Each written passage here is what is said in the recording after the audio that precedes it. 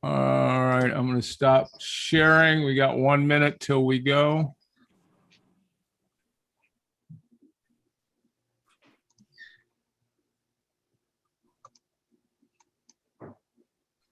Thank you for organizing this.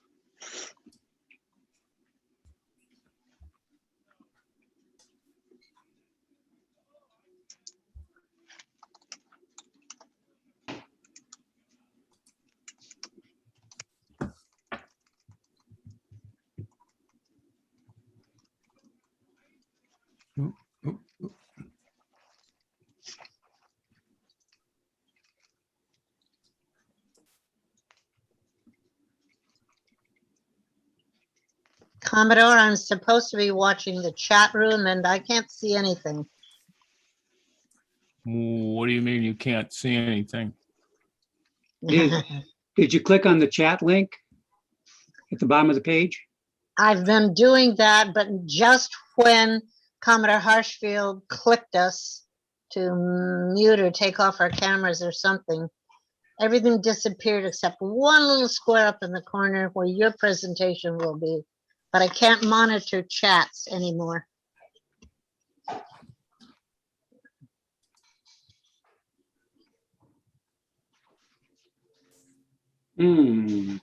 That's not good. Excuse me, Ann, if you change your view, you might be able to do that. The button should give you the types of view that you get. Mr. Horner, thank you, but the problem is I can't do anything. Okay. You don't have the little. Wait a minute, you just did something that helped me. I did. I will try it again.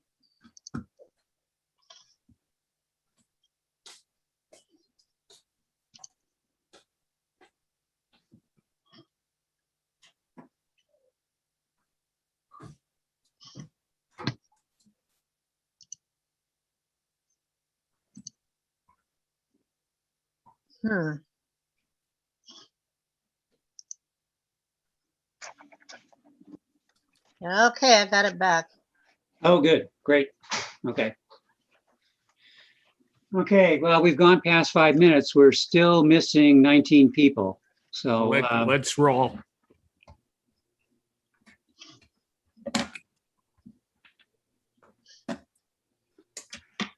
Okay, Commodore Geiger, do you want to start? Sure, Norm. Good evening, everyone. I want to thank you all for participating in what I think is the largest group of elected officers that has ever attended a training session in our district. It's very impressive. 87 people pre-registered, and we're still waiting for a few more check-ins. And I'd like to address my opening comments specifically to the flotilla leaders, flotilla commanders and vice commanders. I created this PowerPoint that you're about to see in 2015 for a presentation at a senior leadership workshop for division commanders. It has since been modified and presented many times at the division level. I do hear occasionally that it was presented at a flotilla meeting, but it is likely that you are seeing this for the first time.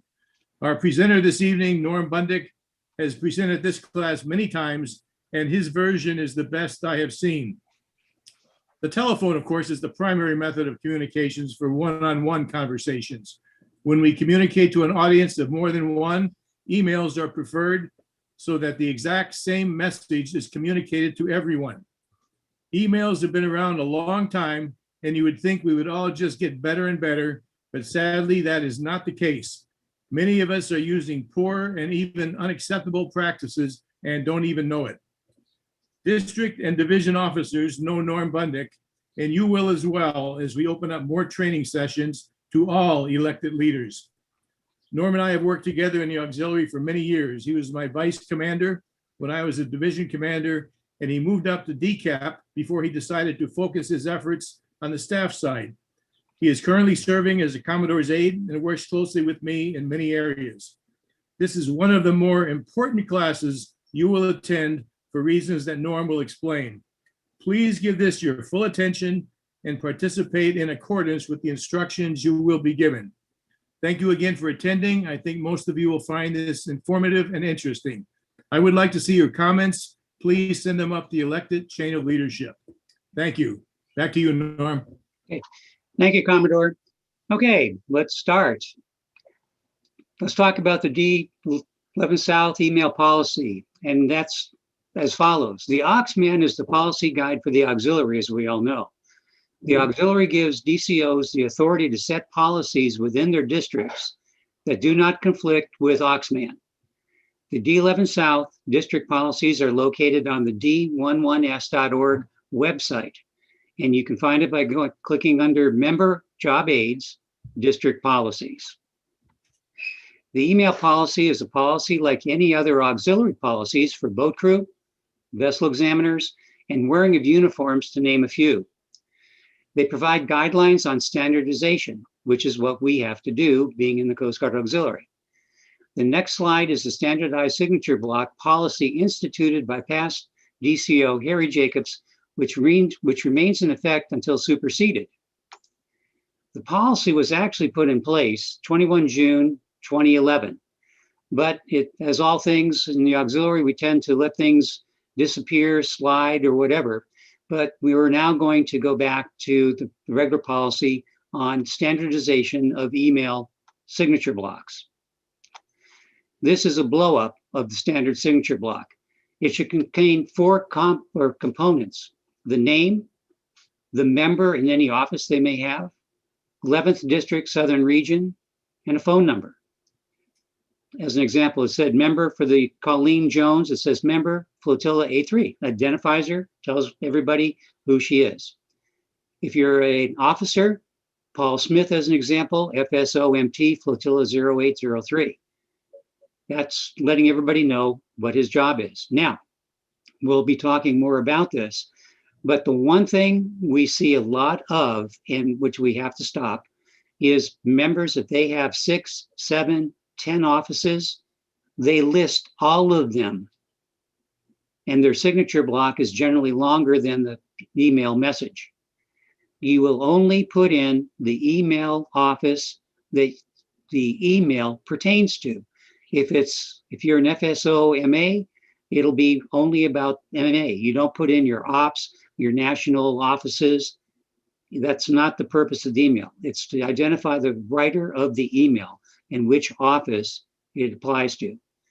Next one down, Barry National, Division Commander, Division 8, 11th District, Southern Region. Another way of doing it.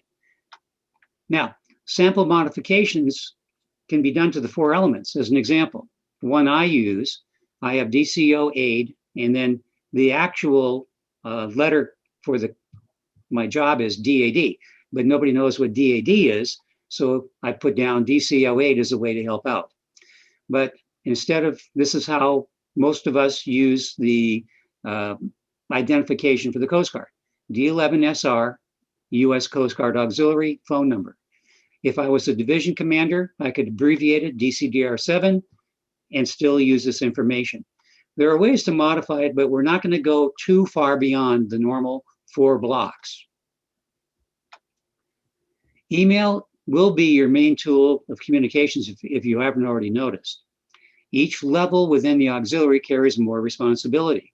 Each level requires more immediacy of response because you've got more responsibility. Casual checking of email cannot be the norm for unit leaders. Elected and appointed leaders should check their email several times a day. Have your phone set up to receive email messages. New auxiliary directives and pass downs must be distributed to members as soon as possible. So this is why you need to check your email multiple times. Senior leaders' requests need immediate attention or within a time frame that they would express. DIROC's pass downs need immediate attention to your members. Emergency messages need immediate attention to your members. Prompt response to members shows respect to them. Train and expect members to be aware of these procedures. And we're going to talk a lot about the training of members. If a full response is not possible right away because you're busy doing something, send a short reply acknowledging receipt and that a full response is forthcoming. It lets the sender know that you have notified, you know it's there, and you'll get to it as soon as possible. When replying, do not remove the original message from your response. Include the entire thread for easy reference. Caps and bold. Don't write in all caps or all bold. We have some people that specialize in that, and it makes it very hard to read. Plus, it's the digital equivalent of shouting. Besides, all caps are difficult to read. Use caps or bold sparingly, only to emphasize a point or convey a sense of urgency. Fonts, colors, and sizes. Don't use unusual fonts, sizes, colors, or backgrounds on your email. Times Roman and Arial are good fonts to use. Size 12 is recommended. Never use larger than 14. Color black is preferred. Dark blue is okay. Use highlighting sparingly, only when emphasis is required. Do not reply all. We're going to spend a lot of time on this. Do not reply all to emails unless requested. Read the two names in this two column to find out if there's more than one email address. Don't include the others unless it is specifically saying reply all. If you are CC'd, do not reply. Review the to line before hitting send. Do this multiple times because you'll see what's going to be happening next. Set your email reply setting for not all. There is a setting in most email programs that you can set it for default to reply all or remove it.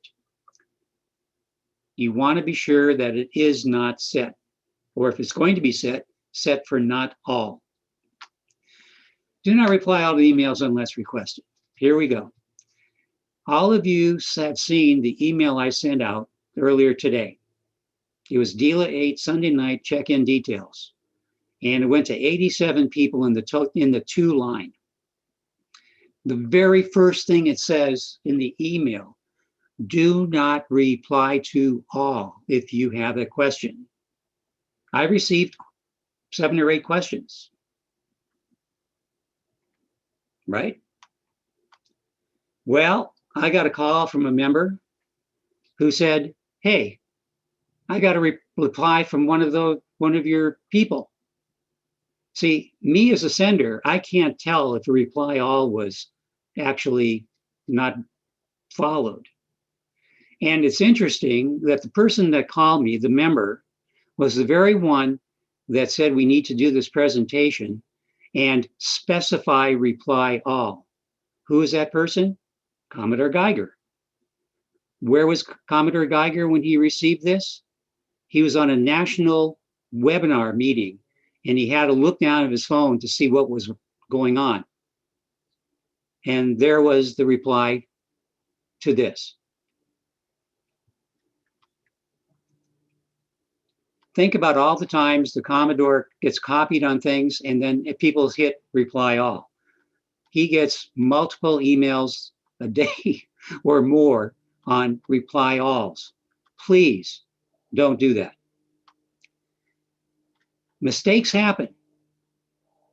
As unit leaders and mentors, you should correct members who may have made an error replying to all or do not know about the email policy. Now, in all fairness to the individual that sent the reply all, he hadn't had this training. He may not even know that he was doing it. It may be something that has been set that way into his email reply system. But now that we're talking about this, these types of things, you as unit leaders have to train your people to see it, know it, and if you see it, let people know that it's going on. Because again, they have no idea. Your email address. Consider creating an auxiliary address which should include some form of your name so recipients can identify everyone that is in the thread. Good examples are Ox Mike Jones, CGA D Miller, or Bill Brown 1952. Don't use little acronyms like these where nobody knows who the heck they are except your friends. It is recommended that you save separate signatures for auxiliary, personal, and business.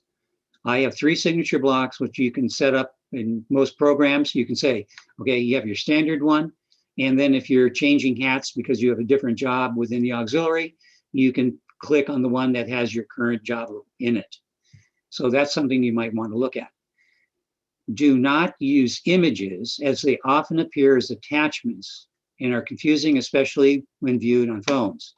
We have a lot of members that have pictures of all sorts of different things attached to their signature block. You as unit leaders need to let the member know that you see them doing this. That is not acceptable. Always include your name, office, and phone number. A lot of times I'll be getting emails and it says, hi, this is Bill. Well, Bill who? I know 15 Bills. No phone number, no nothing.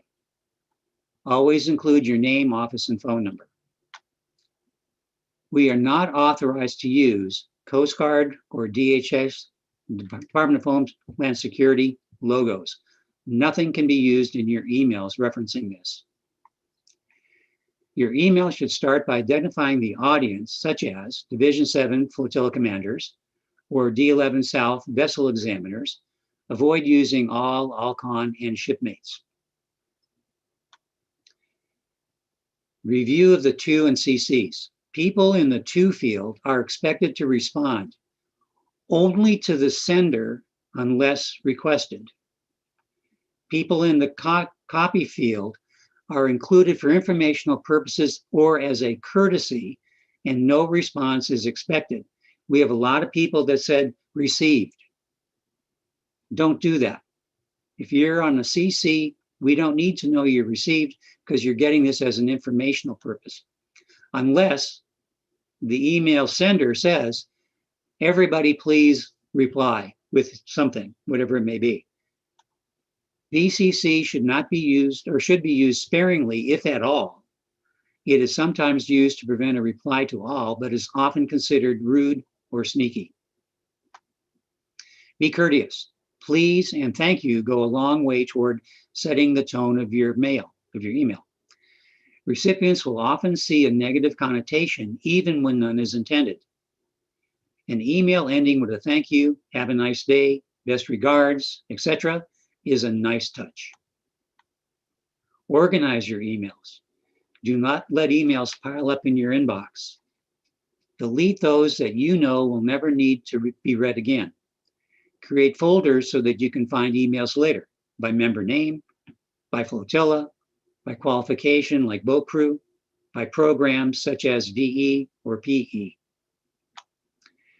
The topic must be in the subject line and should accurately reflect the content of the email. Make it clear at the beginning why you are writing. Make your important point first and then provide detail if necessary.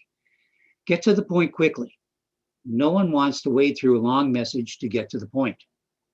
Be clear. It is less likely that a recipient will respond to if the message is not clear, and set a time limit for responses. Change the subject line if it diverges over the course of a long thread, because sometimes these keep a life of their own and multiple other items come into the play, if you will. You may wish to search for a particular email in the future, and a relevant subject line will be very beneficial. The Commodore and I were just doing something the other day, and we were able to search back a couple of years ago to find things that took place. And that's because we put in our subject lines, in most cases, whatever we are talking about. Keep your emails brief and succinct. Sending email to the DIROC's office. All DIROC's email must have one subject line or question, clearly stated and sent to D11 TAC SMB TAC D11 AUX TAC South at uscg.mil. If you got a pencil and pen handy, write it down, take a screenshot of this, take it with your camera. You as unit leaders have to have this in your contact book, and without having to say, hey, I can't find that. Please Write this down, screenshot it, take a picture with your phone. The Dirox address allows any office staff to direct the subject question to the correct individual, even if they are not in the office, or to someone else who can provide a prompt response.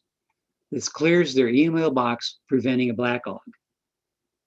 I'm going to keep on that page just for another couple of seconds, and we'll proceed. Norm, can I interrupt 1 second? Yes. Okay, I'm gonna talk more on this here in a minute, but be very careful. Write the address down exactly as you see it.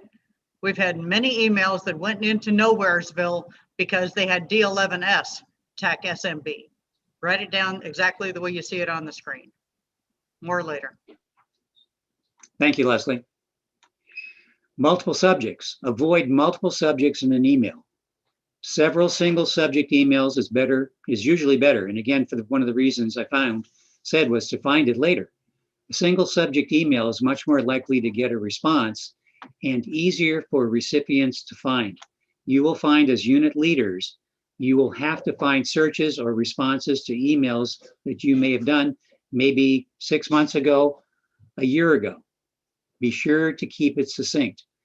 A single subject email will be easier to search for. And by the way, you will be searching for saved emails. There is no way around it. Attachments. If an attachment is included, indicate so that in the body of the email by saying something like "see attachment." Double check, and reason for that too is like something like the Gmail. When you try to send without having the attachment, it says, "Do you want to attach an email?" So it's also good to have it in there. I don't know about other programs. Double check to see that you didn't forget to include the attachment. It is better not to have to follow up with an oops email. Do not use attachments from specialized programs. Other members may not be able to open them. PDFs are a general program most can open and read. Be mindful of your tone. Unlike face-to-face meetings or phone calls, recipient emails don't have the benefit of your body language, pitch, tone, inflection, or other nonverbal clues. Sarcasm is especially dangerous and will be misinterpreted. Don't use it in emails. You risk offending the other party. They may not tell you, but they will remember it. Don't criticize in an email. Use email to command or praise, but never to criticize. You will offend the other person and they will miss your point. Never criticize a third party in an email. Emails live forever and can always be forwarded, even years later. You can create a firestorm if you're not careful. What you say in an email can and will come back to haunt you. Count on it. Emails live forever. Let's say that again. Emails live forever. It almost never serves your purpose or long-term interest, if replying in anger, that is. In the heat of the moment, we have all written some brilliant replies. I've got a whole bunch of them, which I look at periodically and just chuckle. We have written things in anger that we never would say face to face. It is always best to take a deep breath and think it through before pressing send. Replying in anger destroys relationships quicker than just about anything else you can do. Pick up the phone instead, after you have cooled down. If it makes you feel better, write the angry message, but don't press send. Sit on it for a day. You'll almost always appreciate the wisdom of restraint the next morning. Have a trusted mentor advisor whose opinion you respect. Read the angry message before sending. Lapses in use your spell checker. Lapses in grammar or punctuation can be forgiven, but misspelled words are easy to correct. Misspelled words suggest that you don't take your correspondence seriously. Make sure your spell checker is turned on and use it. Remember that your emails are a reflection of you. If your emails are poorly prepared or disorganized, you are perceived in the same way. Proofread your emails. Reread your email carefully before you send. Do this with every single message. Be sure your email is accurately communicating your intended message. If there's any doubt, ask your mentor advisor to proofread for you. Reply to all one more time. We're going to beat this to death, folks, because we want to stop it. Do not reply all unless the sender requests it. Your default response should be to reply only to the sender. Before you reply to all, make sure that everyone needs to know or was requested. CCs should not reply since it is for information only. Which means, as an example, if you're writing something but you wanted people to respond and you CC them, you should put it in the T2 line saying please respond. Email embarrassment saver. Some email programs like Gmail offer an undo feature. The undo feature allows you the option to pull back emails sent inadvertently by trigger finger, or did I really want to say that? Or the wrong Charlie, the wrong Mike, or the wrong Dave. Train your members.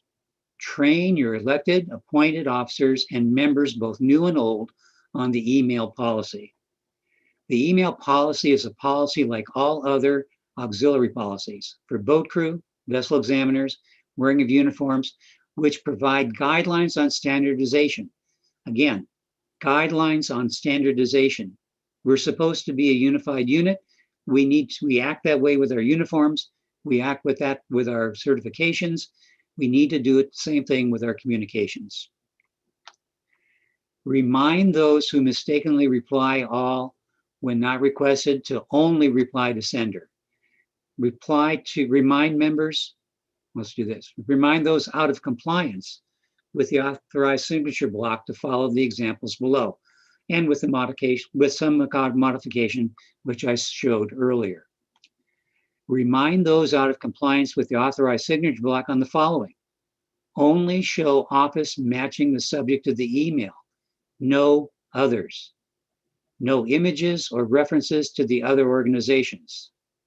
Do not include Coast Guard or DHS logos or reference. Do not include other auxiliary or personal achievements. Do not color items or signature blocks. I've got some beautiful examples of coloration if you ever wanted to see them. It's very creative, but very non-auxiliary. Do not include personal, company, multi-level, selling services, or sponsorships under the signature block of the email. In fact, just earlier today, I added selling services. I got an email from somebody, and below there, they're selling something. Well, the auxiliary list is not a source for selling items. If you as unit leaders see it, stop it immediately, please. You are the leaders of your units, responsible for training, mentoring, and following all auxiliary and D1S policies, which include this email policy. Ensure that all of your units and members view and understand this policy. If you see a non-conforming email, remind the sender of the policy. Send a notice to the reply all members to stop. New members and elected appointed officers may not be aware of the correct format. Leadership influence. As unit leaders, you influence your members by your actions in adhering to all auxiliary policies, including your email practices. Okay, end of the PowerPoint. Ann, did we have anybody that had any questions?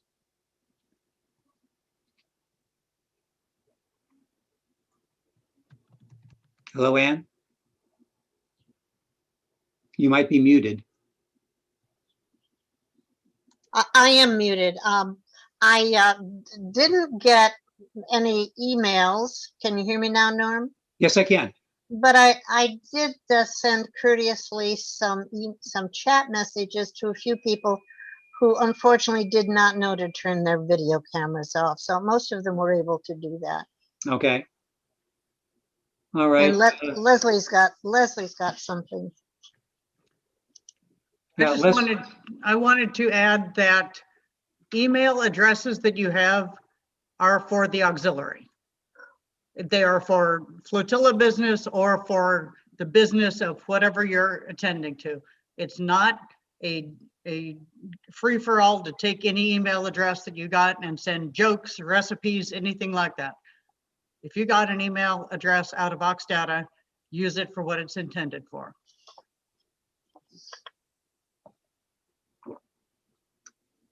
Commodore, Commodore Geiger, do you have anything else you wanted to add to that? Just a little story. When I was in the ASOC class 3 years ago, ASOC is one of the leadership classes that you take as you move up the chain. That's the class, the senior officer class that prepares members to be Commodore. I finished the class. I came back. I was walking around Costco. My phone went off. I looked, and I had an email from the lead instructor of the class. And the email was, please review the attachments. So I said, okay, I'll check them out when I get home. Walking around Costco, 2 or 3 minutes later, my phone goes off again. It's one of the ASOC members, which is the chief of staff, that says, received, thank you. He copied everybody. I walked around a little longer. I got a second one, a third one, and a fourth one. Because once one person sees reply to all, they think, well, maybe that's what I'm supposed to do.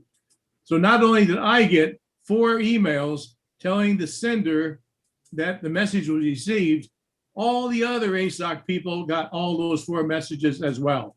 So we need to understand when we reply to a message that might have been sent to 20, 30, 40 people, everybody's going to get a copy of that, and it may encourage others to do the same thing. So this is very important. Please think carefully when you respond to an email. Like Norm said, you can accidentally reply all depending on your settings. So just take a little time and make sure that's not happening. Thank you. No, Norm, we do have 2 questions, and it's about titles. Okay. When we're communicating, first of all, do we remove any professional titles that aren't auxiliary? For example, doctor, PhD, certified technician, things like that. Do we Yeah. use them? Yeah. What we're trying to do is that's not standardization. In other words, we have people that put in a lot of their personal accomplishments. They're well received. I mean, they deserve to have them, but that's not part of the auxiliary signature and things we do. Okay. Second question. If we're communicating with the public, rather than putting in VE, can we write out the whole title, Vessel Examiner? Yes. Yeah. Anything that clarifies. As an example, when I showed my example earlier on, I have DCO-aid. So we all internally, we know DCO is, District Commodore, but, and then I have what my title, my 3-letter designation is in parentheses, because nobody would know what that is. Anything you can do to make it easier to do, but you don't want to get beyond that. Okay. You want to make it concise. You don't want to put all your other offices in there. At that time, if you're dealing with the public, only put in what you need. And if you need to clarify it for someone, please do. Yes. Here's one more question. What about the downside of sending multiple emails, repeating previous emails? This is not effective, and it's filling up my inbox, making it a major time consumer and difficult to read critical emails. So this person is asking, what about the downside of sending multiple emails? Well, I guess what you can say is it depends how much it is. And as an example, if you're an elected leader, let's say you're going to get something from a DCAP. It's going to be sent down to the division commander, and maybe go down to the flotilla commanders, and there might be 3 or 4 emails, if that's the type of thing you're talking about. Each one's adding something to it. I guess I have to know more specifically about that. But typically, as an example, if you're an elected leader, let's say you're at the DCAP level and you receive something from the division commander that said, we're having an issue with so-and-so, see attached from Flotilla Commander X. And then Flotilla Commander X says that's something to the division commander. I'm running into problems with this. And this is a question I had from my member, let's say. Sure. Well, for the decap to make some decision, he's got to be able to look down the string and see how it started. So yes, sometimes it could be maybe overloaded, but in a lot of cases, if it's for decision making by a senior level person, they need to see what started it. Any of the decaps or Commodore would like to jump in on that?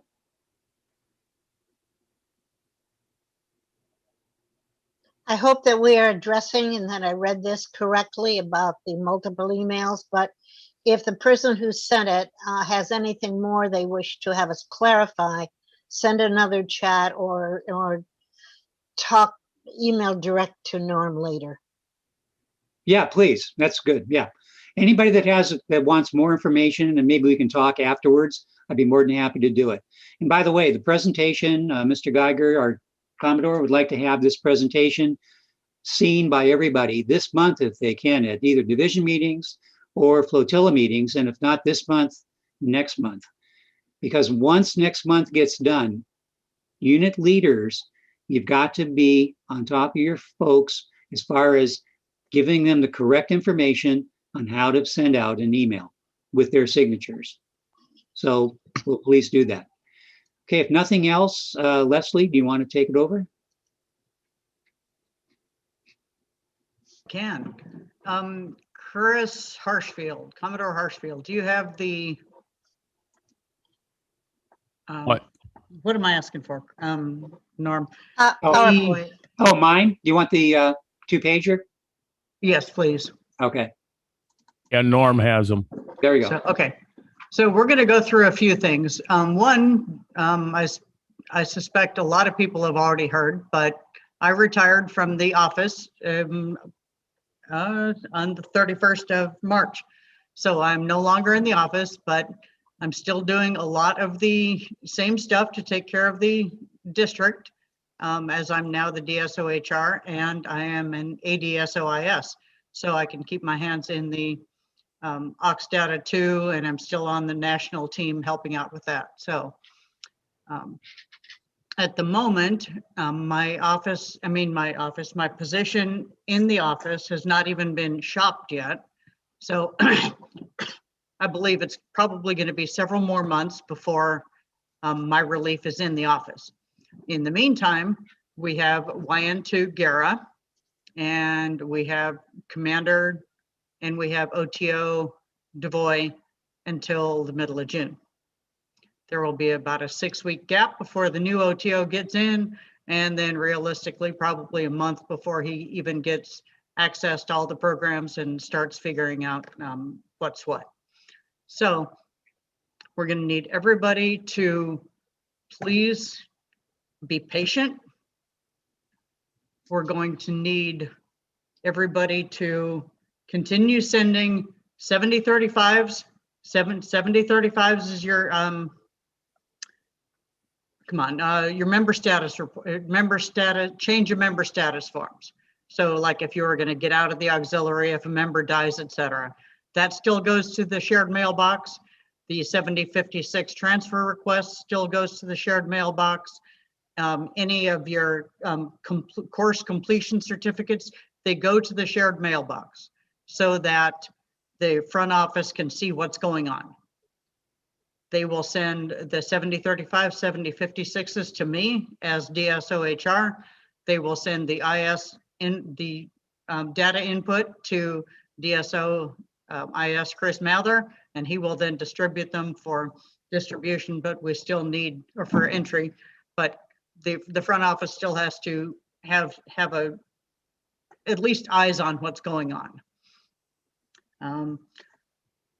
We are still under COVID protocols to some extent, and that's district-wide. We're still under the phase 2 reconciliation, and until that changes, we will continue with the remote application process that we've been doing for a year now.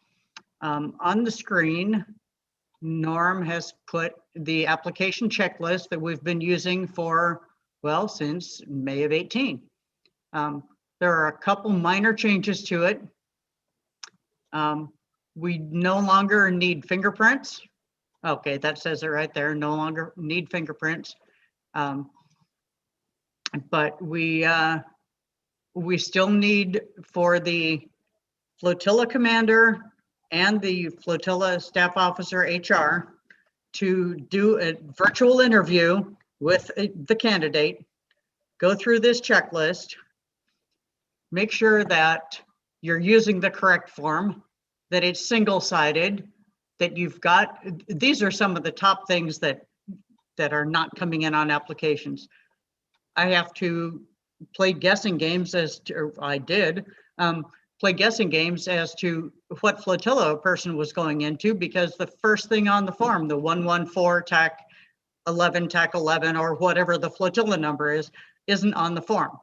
And now that we don't have flotilla commander signatures directly on the form, it makes it that much harder to figure out where the person's intended to go. Anyway, back to the checklist.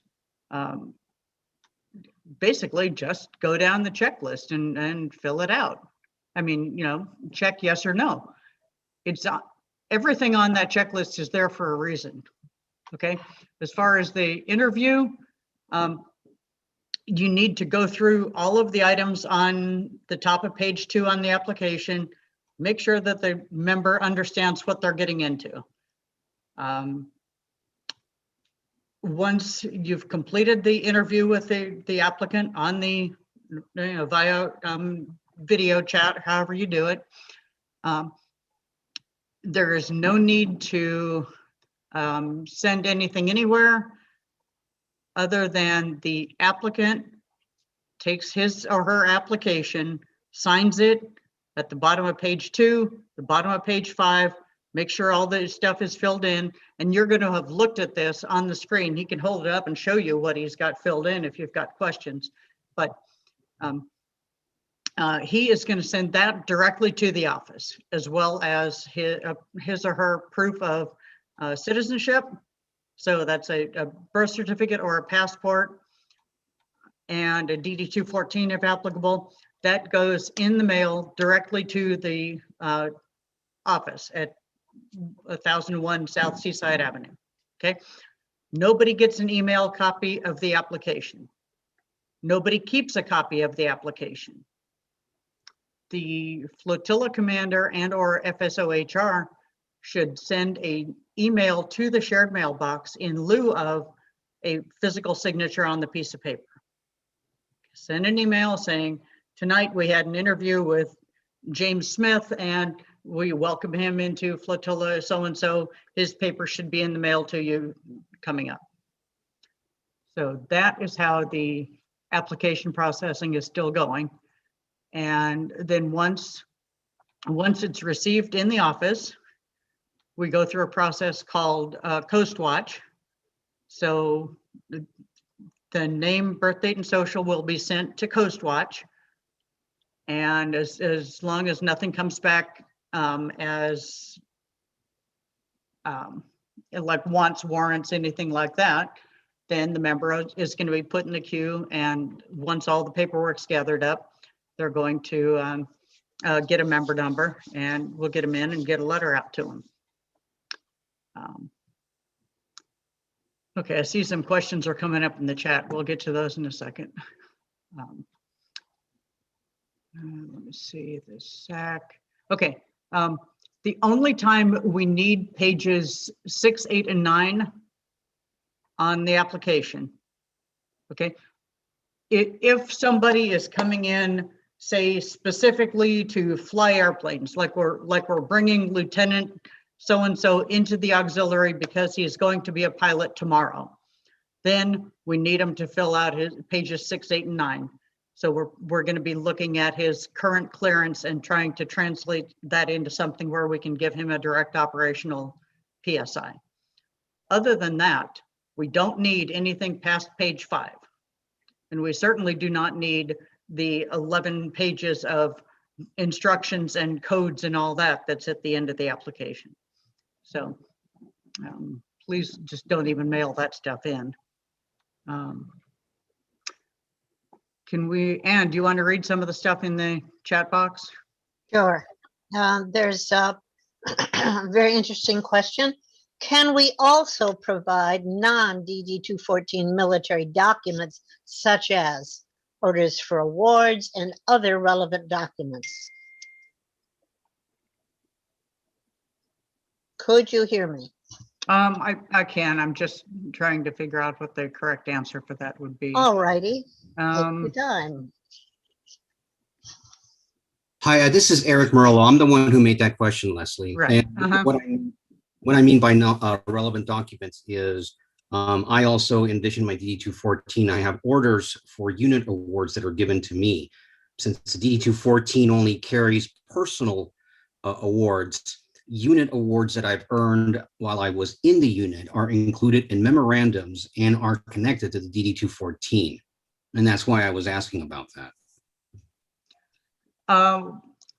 In this case, when we're sending a brand new application in, the only thing we're looking for is a DD 214 because we need to know whether it's an RE4 or other than RE4. And RE4 generally means, well, RE4 Yes, means that a member, well, I'm talking to the whole room here. A RE4 suggests that member has been requested not to return to military service. So that's something that could be a deal breaker, but it also could be something that we can work out, that the office can work out with SecSen. So we do need to see a DD 214. As far as any other awards and relevant documents, et cetera, I would not include those in with the application package when you first join, when you're first signing a new member up. Once they get through Coast Watch and they get a member number, then you can take those documents and send them to the shared mailbox requesting that they be forwarded to the IAS for entry into their records. Okay, and we as commanders don't look at the DD 214, we just forward it, correct? We don't have to look for any codes or anything on that. Right, well, I mean, you shouldn't even have it. Okay, Honestly, you should just ask him if he has it, and if they do, make sure that they put it in the envelope. okay, thank you. Likewise, if they say, I had a boo-boo, I had a DUI, I had a whatever, they don't need to tell you anything. They shouldn't tell you anything. Just advise them that if they have any sort of legal issue, that it will come out in the Coast Watch check. So they'd be better off being upfront with it. Just sending a letter of explanation.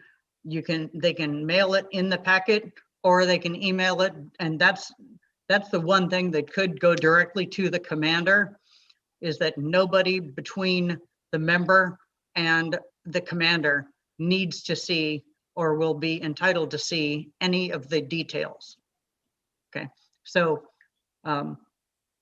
if a lot of you have probably seen the activity list, and up at the top where I mentioned that we have an application and it's in processing, or it's under review, or something vague, something very vague, and it doesn't move through like very rapidly, that's something that's going on between the applicant and the commander and BSX or security center.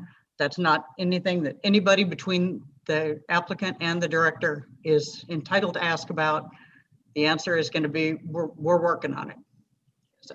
Leslie, here's another question that fits right into what you're talking about.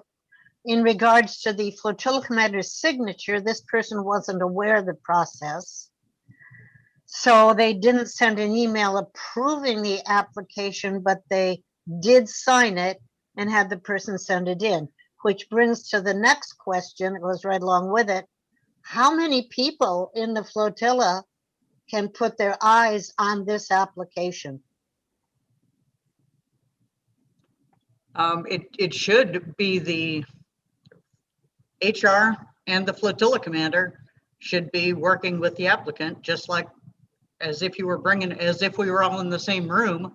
You wouldn't normally do it like in front of the whole flotilla meeting. It'd generally just be, it used to be just the fingerprinter, the flotilla commander, and the applicant. So that the FSOHR and the FC can both review the paperwork. Yeah, generally it would be just on a screen like this, and I would, you would be asking the checklist questions, and I would verify that, yes, I have a passport, and I could hold it up on the screen to show you that I have it, but you don't need to write numbers down or anything off of it. Thank you. So,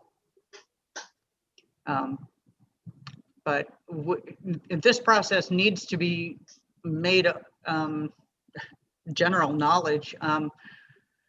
How many, no, never mind. I don't want to take a survey on this call, but well, I do, but I'm afraid we'll never get off of it. There's a document called an activity list that I send that I've been doing for 12 years, and I'm going to continue to do it. There will be some changes to it I'll mention here in a minute, but it gives the status of all the applications that are sitting in the office and a rough idea of what the status is with those.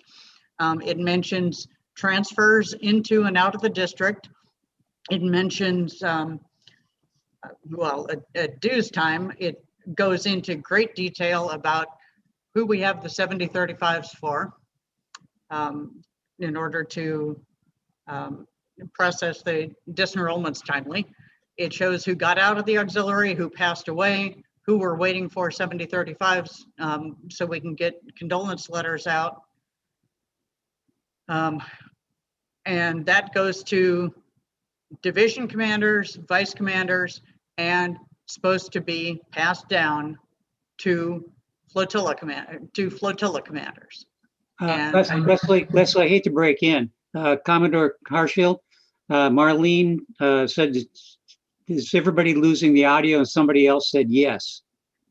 I've been hearing it. Another person says audio is good. I've heard it. It's been consistent. Signal is consistent. So it's got to be bandwidth on their end. Okay. All right. All right. Okay, Leslie. Go ahead, Leslie.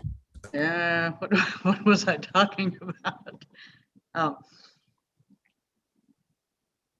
Yeah, seriously, I don't even know where I left off. I think you're talking about the activity list. Okay, activity list, right. So yes, it's, I put a fair amount of detail in it, and it's supposed to be whittled down to the information that the flotilla should need about the status of his or her members, and then that should be passed to the flotilla, and it should be useful for helping your new members figure out what courses they still need to get out of application pending status. And there's always the front page, there's always like an entire page prior to the activity list itself that talks about such things as this policy that we've been doing since March of last year to cover the remote application process. And just explain a lot of things. So I really hope that the activity list can start getting pushed down. I know some are getting it, and apparently some just haven't got it yet. So are there any questions on application process before I ramble on to some other things?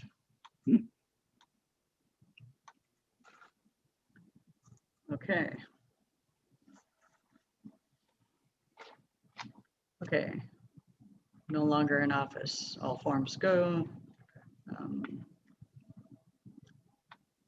Okay, as Norm mentioned in his conversation, in his email lesson, especially when you're sending stuff to the shared mailbox, it needs to be single subject. Okay. And one thing in particular is right now, as we're trying to get boats back on the water, if bloodborne pathogens is a proof of completion of a bloodborne pathogens course needs to be in one email. It's going to get drugged to one part of the shared mailbox, and it's going to get logged and saved. Okay. If you put your bloodborne pathogens in the same email with your risk assessment form, one of those two will get lost. It needs to be, you could put half a dozen bloodborne pathogens in one email. If your whole bubble, if you need to get your whole bubbles paperwork in, single subject, bloodborne pathogens, they can all go in there. Likewise with the risk assessment forms, they can all go in the same email. Please do not mix and match the subject matter.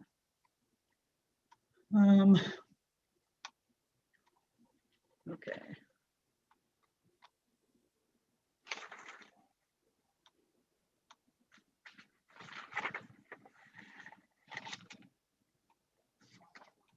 One quick note on Norm's email thing is that when you use spell checker, it's great, but don't rely solely on spell checker. You still need to go back and read to make sure that it says what you meant for it to say, because from and form are both recognized as words, but they're not interchangeable. So that's just a reminder. And finally, what I was going to talk about now, and let me share my screen, see if I can do this. Okay, on screen 2.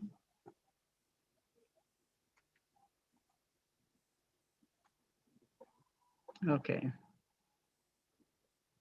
Ooh, training. Are you guys seeing the core training chart? Yeah. Okay. Okay. So what I've been doing in the activity list in the past was going through person by person for all of the AP folks and listing what they need, what they still need to get out of AP. Okay. Now, rather than reinventing the wheel, what I'm going to do is I'm going to send out a link to this chart. Okay. This is a chart that's done by National. So anybody with member zone access can go in to get it, to look at this chart. And is this big enough that you can see any kind of detail on it? Yes, you might just expand it. Yeah, here you go. Okay. There, better. Good. Okay. Okay. So if you look at this, we've got every member. It's alphabetically by flotilla. We have every member, what their status is, whether their core training is complete or not, the last time they did each of these courses, whether they've done their permanent ethics, that's just a yes or a no, and all of the BQC2 courses. So rather than somebody having to go through over 100 AP people and then finding that half of our old timers have dropped off and are now REYR because the last time they did core training was in 2015, hence all the red on this chart. You're going to have access to this chart and you can go to a flotilla meeting with this information for your flotilla. And all those folks in yellow, last time they did their training was in 2016. So if they don't get it done by the end of this year, they will end up being REYR. And right now, switching to my other hat, I'm ADSOIS as well. I just went through and had to pull a bunch of people down to REYR for their core training not being up to current. Okay. Once you become REYR for core training, you become REYR across the board. So if you're looking in Ox data and you see somebody that's REYR in everything, and that includes, it doesn't make sense. We're still working with Acumen to get it fixed, but it'll show REYR in APC and all sorts of other things that shouldn't actually be competencies, but that's the way Ox data is handling it. So Chris Mather, I'm going to back up a step. The REYR script that normally would have been run December 31st hasn't been run yet. So Chris and I are going through, he's got divisions 1 through 6, I've got divisions 7 through 12. We are going through person by person, checking this chart and having to manually switch people to REYR if they haven't, if their last training was in 2015. So I've already contacted Division 7, 9, and 10. I'll be getting 11 and 12 done in the next couple days. Everybody needs to be aware that if they are REYR, then they shouldn't be out doing anything. They're not eligible to be out on patrols or PA events or teaching classes or anything. So like I said, I will work on the activity list with the YN2 tomorrow. I will get one out in the next day or two. And rather than the 150 people AP and what they need, I will send you a link to this chart, and then you can see everybody in your flotilla and stay on it from a member training standpoint. So. Leslie, there were a couple of questions about that. I think I heard what you just said, but maybe I should read these. The status report, I'm not sure if they were, okay, here's the questions. How do we receive the status report for my flotilla? And the second question, can we receive that same report from the Aux Data 2 platform? I'm not sure which report they were actually referring to, whether it was the activity report or the colorful one where you showed where we all are. Well, in the activity list, I'm going to send a link to this Okay. core training status report. Very good. You will go in through the national website, follow the breadcrumbs that I will give you because I don't have them handy off the top of my head.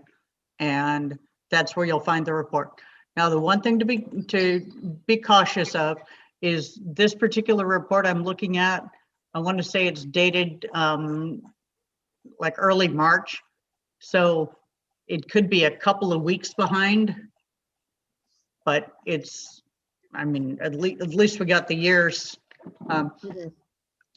We've got the years, and when either Chris or I is going in and switching people over to REYR, we are looking at every single task before we pull them down, so that if they sent proof of completion of the training in the last 3 or 4 weeks, and as long as it was long enough ago that we got it into the system, we're catching that. And when I send the chart out to the divisions, it'll have the 2021 date in that block. Thank you very much for all that work. There's 2 other quick questions about what we can find. The bloodborne pathogens is one thing about being able to find it, and the other was about Adobe Flash Player. I think that went off. So core training, you want to address how you can find the core training and the bloodborne pathogen. Bloodborne pathogens, we had a challenge with it in like November with the Adobe Flash Player situation, but that was remedied and it's available in the classroom, in the auxiliary online classroom. And I'm sorry, what was the other question? It had to do also about core training with Adobe Flash Player, but I think what you're saying is if you go to the website and you go to directorates and you scroll down to training, would I be correct? Is the classroom there or somewhere else? Where these can be found now, core training, and bloodborne pathogen. Well, like I said, I know the bloodborne pathogens is in the auxiliary online classroom right now. Okay. And I would say that the core training is as well, but I don't have it open right is. now. Yeah, I'm pretty sure that is. It is. Mhm. Okay.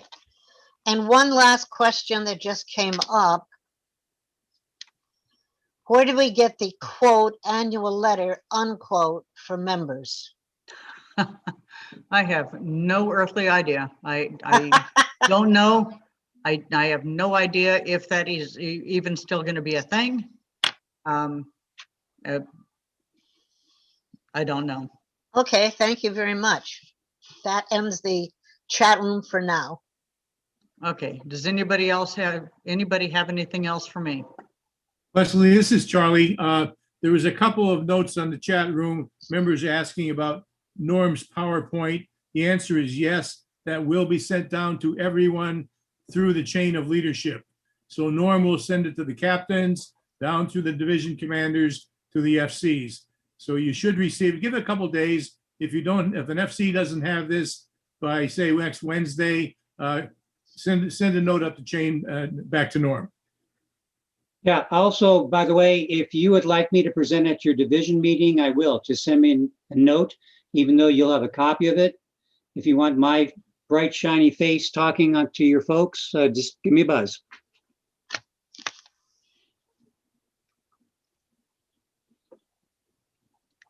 Okay, anything else?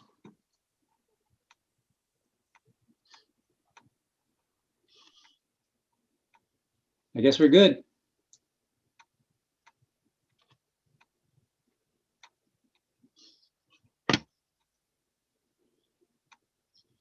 I guess we could say we're done, guys. There's one more thing here that says excellent. It went to everybody. Excellent. They said they request something from Norm. However, I think the word excellent stands out. Thank you both. Can I ask a question? If you can hear me? Get off my computer.